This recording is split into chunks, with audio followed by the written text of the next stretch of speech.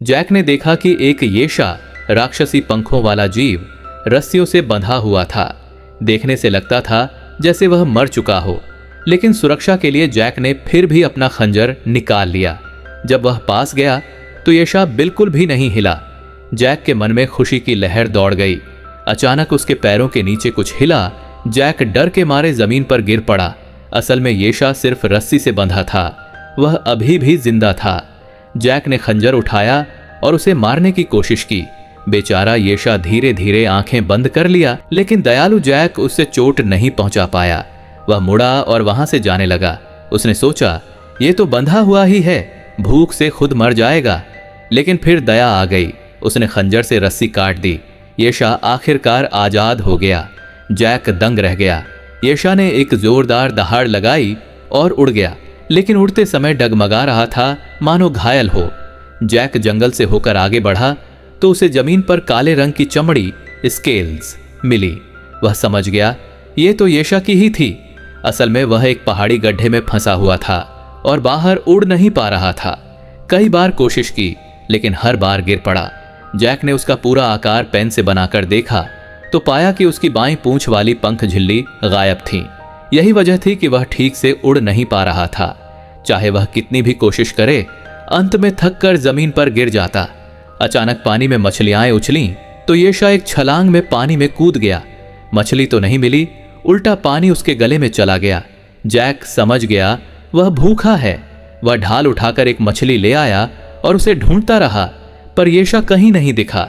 असल में वह चुपके से जैक के पीछे छिपा हुआ था। फिर कूदकर जमीन पर आया। जैक ने समझाया कि वह उसे खाना देने आया है, लेकिन येशा फिर भी सावधान था। जैक ने ढाल नीचे रख दी और जमीन पर पड़ा छोटा चाकू भी दूर धकेल दिया।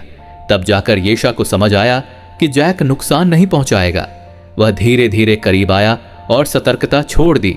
फिर उसने मुंह खोलकर मछली खाने की कोशिश की, लेकिन वह तुरंत मछली का सिर थूक दिया और जैक की ओर देखने लगा, जैसे कह रहा हो, तुम खाओ। जैक ने सोचा, ठीक है खाते हैं। लेकिन जैसे ही उसने एक कौर खाया, उसे स्वाद बिल्कुल नहीं पसंद आया। उसने कहा, देखो मैंने खा लिया। येशा ने उसे मजबूर किया कि पूरा निगल लो। बेबस होकर जैक ने पूरी मछली निगल ली। येशा आखिरकार मुस्कुराया, हालांकि इंसानों की तरह बिल्कुल नहीं। जैक उठा और उसका सिर सहलाने की कोशिश की। येशा तुरंत भाग खड़ा हुआ। वह एक जगह गया, आग फूंककर जमीन गर्म की और वहीं लेटकर सो गया। जैक अब भी उसका सिर छूना चाहता था। येशा इससे परेशान हो गया। ताकि जैक उसे परेशान न करे, उसने सोने का एक अनोखा तरीका अपनाया। जब वह जागा तो उसने देखा कि जैक चित्र बना रहा है। जिज्ञासा में वह उसके पीछे आया और देखा धरती पर जो चित्र था वह उसी का था। फिर उसने एक लकड़ी उठाई और खुद भी चित्र बनाने लगा। काफी देर देखने पर भी समझ नहीं आया कि वह क्या बना रहा है। जैक ऊंचाई से देखने के लिए आगे बढ़ा, लेकिन जैसे ही उसने चित्र पर कदम रखा, येशा नाराज हो गया। जैक ने धीरे धीरे घूमकर चित्र के ऊपर से कदम बढ़ाया और आखिरकार येशा के सामने जाकर हाथ बढ़ाया। इस बार उसने इनकार नहीं किया।